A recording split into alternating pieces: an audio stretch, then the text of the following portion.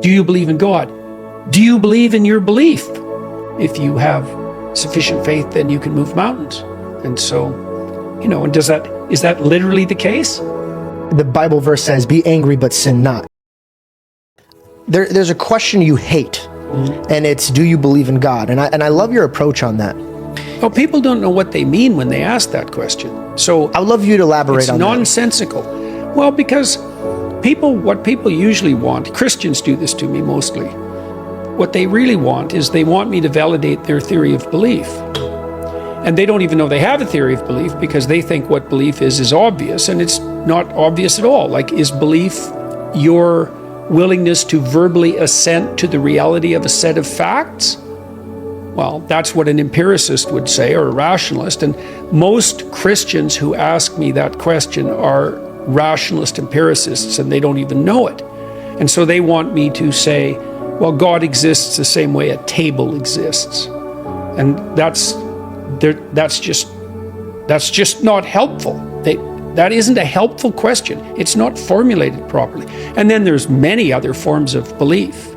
So you can say one thing and do another, right? Then you might say, well, then what do you believe? Do you believe what you say, or do you believe what you did? And I mean, people are full of contradictions like that. Well, and so I would say, I love that. Generally speaking, what you do is a much more precise and accurate marker of what you believe than what you say. Now, if you were fully integrated, what you say and what you believed would be the same thing. But that's pretty damn rare. And people will say, well, I believe in Christ. And I think, you do you? Really? Look at your actions. What's the evidence for that? Are you moving mountains with your faith?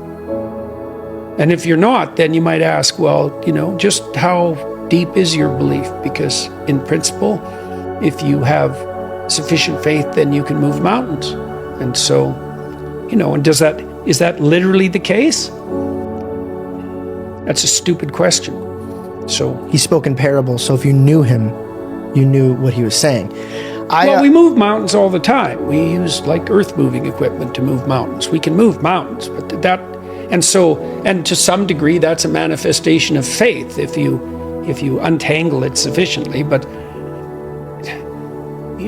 when you read the biblical texts, for example, there's part of what you need to bring to bear on the stories is a bit of imagination. It's not a collection of scientific texts. It's not what it is. It's not even close to that. That's not what it is. So, and most people who say to me, do you believe in God? This question's just a trap. And the trap is, are you willing to tell me that what I believe to be the case about what I believe is true? It's like, no, because we're not coming at the question from the same perspective. So, and then people are irritated at me because they say, well, you can't question what the person means to believe. And it's, well, that's what they're doing to me. So I see absolutely no reason why turnabout isn't fair play. Do you believe in God? Do you believe in your belief? What exactly do you mean? And you're going to ask a question that there isn't a deeper question than that. That is the most intrusive possible question. And what are you just supposed to, that's just something casual? It's not casual, not in the least. What did they say? By their fruits you'll know them. Right, well, there you go. That's the right answer to that question. I was sitting and I'm praying. I'm like, God, I know that question is pointless, right? Because obviously by your works, I know that you know that there's a creator out there and you're doing in every decision you can to not only please him. I don't know if he's out there. Not sure exactly where he is. Well, okay, fair. But so I was praying on, and they're under the bed. There's the question, and it came to me, and this is it. This is the question that I would replace that question with. And it's, do you love Christ with all of your heart? Probably not.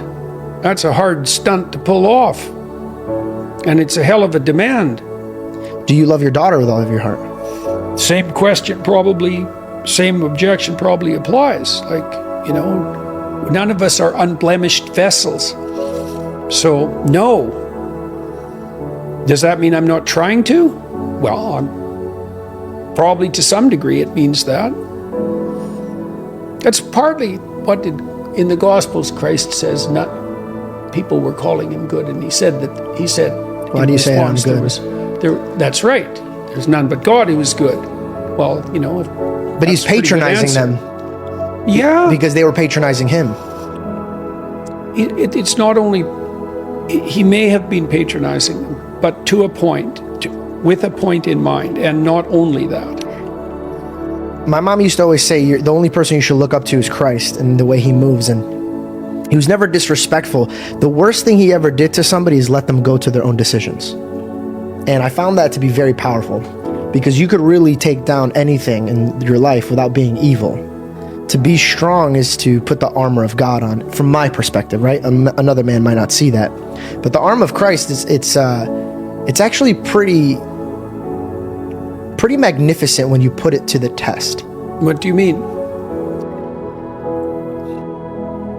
I believe that when we encounter evil, it's never the human, it's the spirit.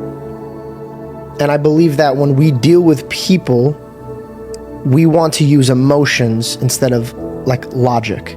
And for me, the Bible verse says, be angry, but sin not. He obviously knows you're going to be angry, but how are you going to deal with it?